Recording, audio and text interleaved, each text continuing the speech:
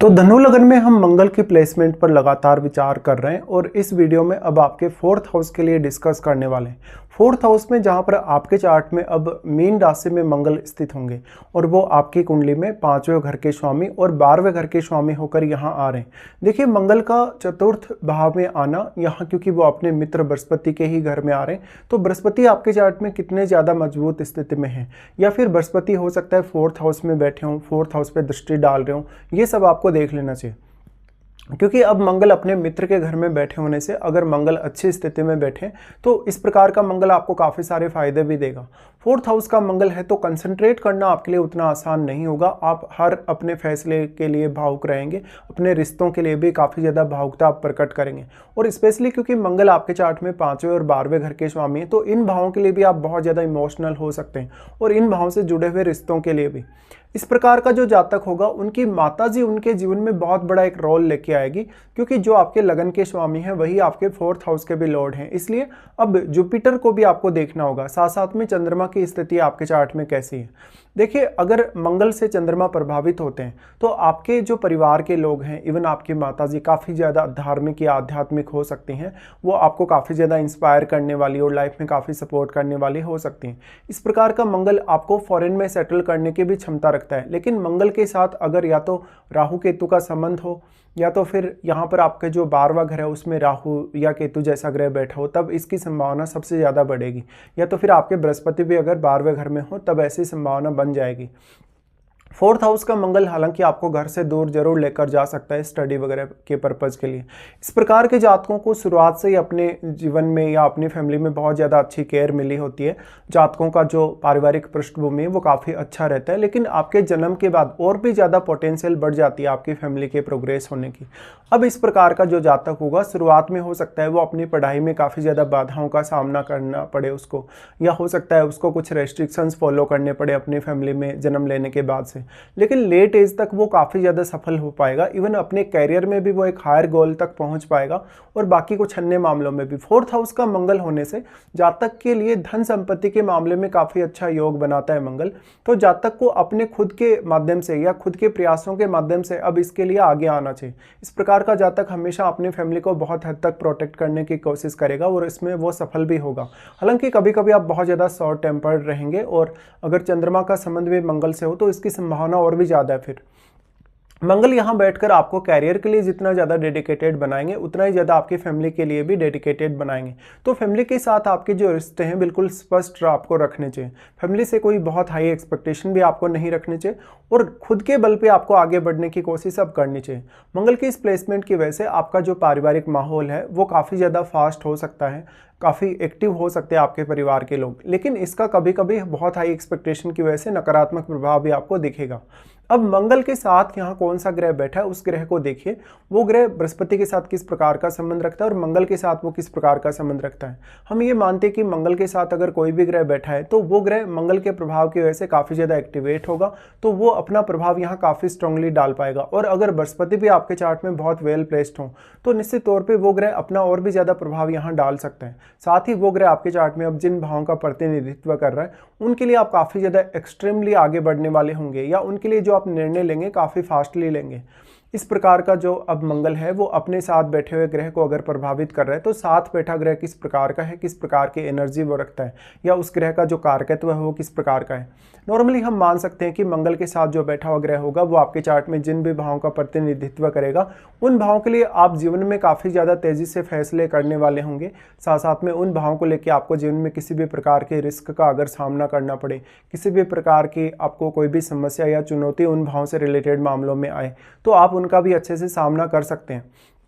मंगल की ये प्लेसमेंट आपको मानसिक तौर पे बहुत ज़्यादा उतार चढ़ाव दे सकती है। कभी कभी फैमिली से डील करने, कभी कभी अपने बॉस या अपने जो फैमिली मेंबर्स हैं उनसे डील करने में काफ़ी परेशानी भी आपको आ सकती है। ज़्यादातर केसेस में आप यहाँ धैर्य खोएंगे, और धैर्य खोने की वजह से ही आपको ज़्यादातर मुश्किलें आएंगी।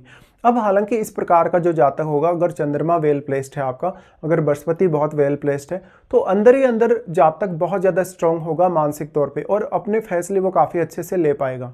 अब मंगल यहाँ क्योंकि 5वें घर के लॉर्ड हैं, तो 5वें घर के लॉर्ड होने की वजह से अब परिवार के लिए या अपने कैरियर के लिए आप कितनी अच्छी प्लानिंग कर सकते हैं और अपनी जो प्लानिंग आपने की है उस पर कितने लंबे समय तक आप बने रह सकते हैं, ये आपको देखना होगा।